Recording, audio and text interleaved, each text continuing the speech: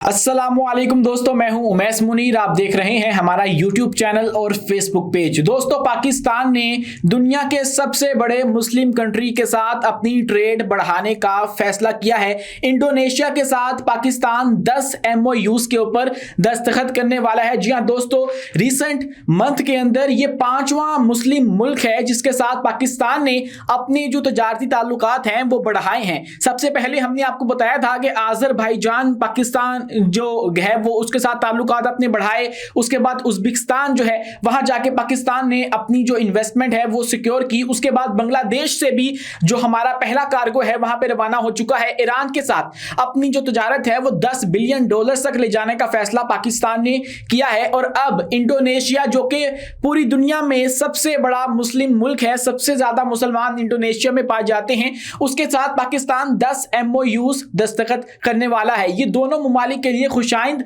खबर है क्योंकि इंडोनेशिया दोस्तों एक तरफ तो दुनिया का सबसे बड़ा मुस्लिम मुल्क है ही है, लेकिन इसके अलावा इंडोनेशिया जो है वो दुनिया की जो है वो आधी रिफाइंड निकल प्रोड्यूस करता है। पूरी दुनिया में जितनी भी रिफाइंड निकल प्रोड्यूस होती है, एक्सपोर्ट की जाती है, उसमें से आधा हिस्सा जो है वो इंडोनेशिया का होता है और 2.3 जो फीसद हिस्सा है वो माइंड निकल के अंदर भी इंडोनेशिया का होता है पूरी दुनिया के अंदर। और यूं जो इंडोनेशिया है वो अपनी जो इलेक्ट्रिक व्हीकल्स वाली रेस इस वक्त दुनिया में लग चुकी है कि जिसके अंदर अमेरिका भी भाग रहा है, हमारी वेस्टर्न कंट्रीज भी भाग रही हैं, उसके अंदर इंडोनेशिया भी हिस्सा लेने का इरादा रखता है और अपना एक मुकाम बनाने का इरादा रखता है। इसलिए वो निकल को इस्तेमाल करके बैटरीज के अंदर जो है वो उससे व्हीकल्स बनाते हैं, इलेक्ट्रिक व्हीकल्स, और इस वाली फील्ड के अंदर वो तरक्की करना चाहते हैं क्योंकि मुस्तकबिल इलेक्ट्रिक व्हीकल्स का है। पेट्रोलियम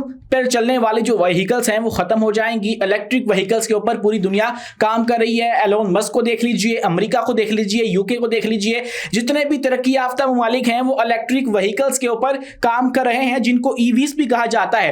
तो यूं इंडोनेशिया भी ईवीज की सप्लाई चेन का हिस्सा बनना चाहता है, इसीलिए वो निकल का बहुत बड़ा प्रोड्यूसर भी है। चूंकि इंडोनेशिया के अंदर निकल के बहुत ज्यादा रिजर्व्स मौजूद हैं, वेस्ट अमाउंट ऑफ रिजर्व्स हैं निकल के इंडोनेशिया के अंदर, जिसको इस्तेमाल करके वो ईवीज की जो सप्लाई चेन है उसका हिस्सा बनना चाहता है। लेकिन इसके अलावा इंडोनेशिया जो है वो लिथियम के जो ज़खायर हैं उनको भी टच करना चाहता है, मार्केट्स ढूंढ रहा है इंडोनेशिया के, जिसके बाद वो लिथियम की जो मार्केट है जिससे बैटरीज तैयार होती हैं उनके ऊपर भी अपनी जो अजारादारी है वो कायम कर सके। और अच्छी खबर यहां पे ये है कि पाकिस्तान एक मिनरल हब है ही है, लेकिन पाकिस्तान में भी लिथियम के वसी ज़खायर मौजूद हैं। अपनी कल वाली वीडियो में मैंने आपको बताया था कि पाकिस्तान जो है वो बहुत बड़ी मार्केट रखता है लिथियम की, जो कि इन तमाम तर ममालिक के लिए गोल्डन अपॉर्चुनिटी है, जो कि इलेक्ट्रिक व्हीकल्स के ऊपर काम करना चाहते हैं, मॉडर्न इलेक्ट्रॉनिक्स के अंदर काम करना चाहते हैं, जो अपनी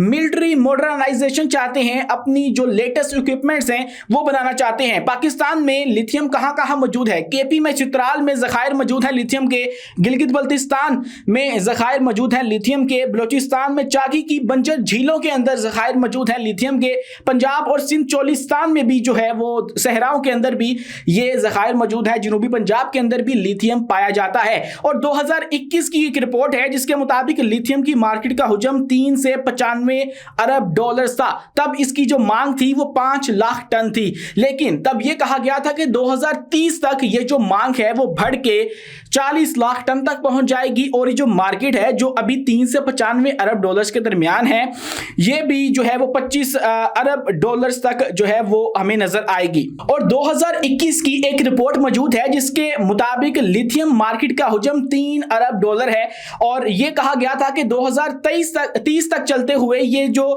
इसका हुजम है मार्केट का वो 25 अरब डॉलर्स तक पहुंच जाएगा और इसकी जो मांग है वो 40 लाख टन हो जाएगी 2030 तक।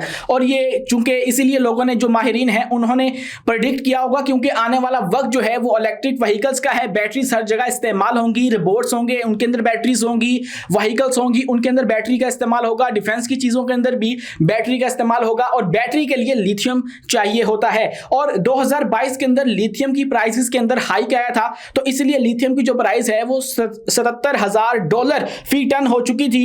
और अब 2025 में भी नाना करते लिथियम जो है वो 10 से 15 हजार डॉलर का का जो है वो फी टन बिकता है। और यूं पाकिस्तान और इंडोनेशिया जो है वो इस वाली मार्केट को टच कर सकते हैं, क्योंकि इंडोनेशिया साउथ ईस्ट एशिया की सबसे बड़ी इकोनॉमी है, इमर्जिंग इकोनॉमी है और एक स्टेबल इकोनॉमी है। अगर हम बात करें उनकी मैक्रो इकोनॉमी की तो एक स्टेबल मुल्क है और अब उनको लिथियम चाहिए है और पाकिस्तान जो है वो उसका सप्लायर बन सकता है। और उनकी जो एक मिशन है, उनका जो ख्वाब है कि वो इलेक्ट्रॉनिक व्हीकल्स की सप्लाई चेन का एक मेजर कैरेक्टर बनना चाहते हैं, उनका वो पूरा हो सकता है। बदले में पाकिस्तान को एक अच्छा बिजनेस पार्टनर मिलेगा, एक मुसलमान मुल्क मिलेगा जो कि पाकिस्तान के साथ चल सकेगा। इसके अलावा दोस्तों और भी बहुत सारी जो है वो डेवलपमेंट्स हैं। एक इनके जो वजीर आजम हैं इंडोनेशिया के, वो पाकिस्तान आ रहे थे 26 से 28 जनवरी को, लेकिन किसी वजह से वो दौरा जो है वो मुलतवी कर दिया गया, डिले कर दिया गया और उसके बाद अब वो दोबारा से रीस्केड्यूल होगा और वो पाकिस्तान आएंगे और तब ये 10 MOUs जो हैं वो दस्तखत किए जाएंगे उनके ऊपर। 2023 के अंदर दोस्तों पाकिस्तान ने 328.16 मिलियन डॉलर्स की जो एक्सपोर्ट्स हैं वो इंडोनेशिया को की थी। और ये तो छोटा नंबर है, इंडोनेशिया की जो एक्सपोर्ट्स हैं पाकिस्तान के लिए वो सुनिए, 3.3 बिलियन डॉलर्स की जो एक्सपोर्ट है वो इंडोनेशिया ने पाकिस्तान को 2023 में की थी। और अब ये जो हुजम है वो मुझे लगता है कि बढ़ने वाला है। जैसे हमने देखा कि उज़्बेकिस्तान ने हमारे साथ जो है वो एक कमिटमेंट की, अज़रबैजान ने हमारे साथ कमिटमेंट की, बांग्लादेश के साथ हमारी जो ट्रेड है वो ओपन हो चुकी है, ईरान ने भी हमारे साथ जो ट्रेड है वो बढ़ाने का फैसला कर लिया है। और यूं लगता है कि आने वाले दिनों के अंदर आप ये भी देखेंगे कि इंडोनेशिया के साथ भी हमारे जो रवाबित हैं वो बढ़ जाएंगे। कुछ प्रेडिक्शंस हैं जो कि माहिरीन कर रहे हैं कि जिन सेक्टर्स के अंदर इंडोनेशिया और पाकिस्तान इकट्ठे काम कर सकता है, उनके अंदर सबसे पहले एजुकेशन है, हेल्थ केयर है, इंफॉर्मेशन टेक्नोलॉजी है, टूरिज्म है, एनर्जी एंड फूड है, उसके बाद मिलिट्री टाइज है। इसके अलावा मजीद कुछ जो शोबाजात हैं उनके अंदर भी माहिरीन बताते हैं कि इंडोनेशिया और पाकिस्तान मिलकर काम कर सकता है। उनके अंदर टेक्सटाइल आ जाता है, इस्लामिक फैशन प्रोडक्ट्स के हवाले से इंडोनेशिया और पाकिस्तान बहुत अच्छा कोलैब कर सकते हैं, क्योंकि वो भी मुस्लिम मुल्क है, पाकिस्तान भी मुस्लिम मुल्क है। Islamic tourism, Islamic banking, startups, metal mining, education, biodiesel, digitalisation, e commerce, biotech और पाम ऑयल प्रोडक्शन। दोस्तों पाम ऑयल की प्रोडक्शन जो है ये वो एक्सपोर्ट है, ये वो इंपोर्ट है जो कि पाकिस्तान पेट्रोलियम के बाद सबसे ज्यादा करता है। तो यूं ये जो पाम ऑयल है वो इंडोनेशिया को भी चाहिए है, इंडोनेशिया भी इसकी जो इंपोर्ट है वो करता है, दूसरे ममालिक से लेता है। तो यूं ये दोनों ममालिक अगर मिल जाएं तो पाकिस्तान का जो ये जो सिंध और बलोचिस्तान वाला बेल्ट है ये बहुत ही सूटेबल है पाम ट्रीज की प्रोडक्शन के लिए। तो ये दोनों मिल के वहां पे अगर वसी पैमाने पे इसकी प्रोडक्शन करें तो हम अपनी दूसरे नंबर पे सबसे ज्यादा होने वाली इंपोर्ट्स को ब्रेक लगा सकते हैं। दोस्तों वही मुल्क तरक्की करता है जिसकी इंपोर्ट्स कम होती हैं और एक्सपोर्ट्स ज्यादा होती हैं।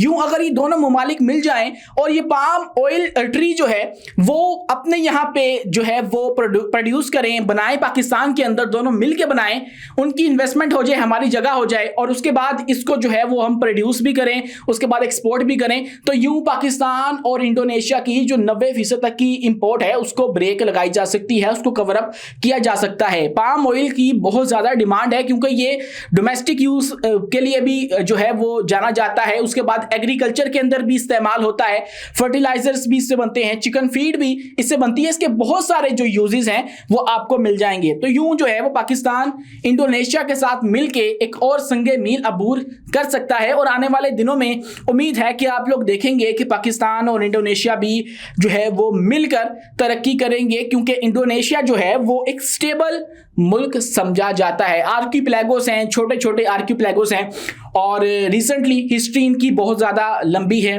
और तरक्की करते हुए हम इनको देखते आ रहे हैं। और कभी ये जाना जाता था इंडोनेशिया मिर्च मसालों की ट्रेड के लिए, फिर उसके बाद ईस्ट इंडिया कंपनी ने जो है वो इनके ऊपर कब्जा कर लिया और वहाँ पे जो मिर्च मसालों की ट्रेड है, स्पाइसेस की ट्रेड जो है उसको कवर अप जो है वो उन्होंने कर लिया, होल्ड उनका हो गया। उसके बाद ये चलते चलते फिर भी एशिया के अंदर जब एक बहरान पैदा हुआ तो उसके बाद 1990 से देख रहे हैं कि ये मुल्क मुल्क तरक्की करता चला जा रहा है और आज पाकिस्तान के साथ जो है वो ये ट्रेड बढ़ाने का फैसला जो है वो हो सकता है।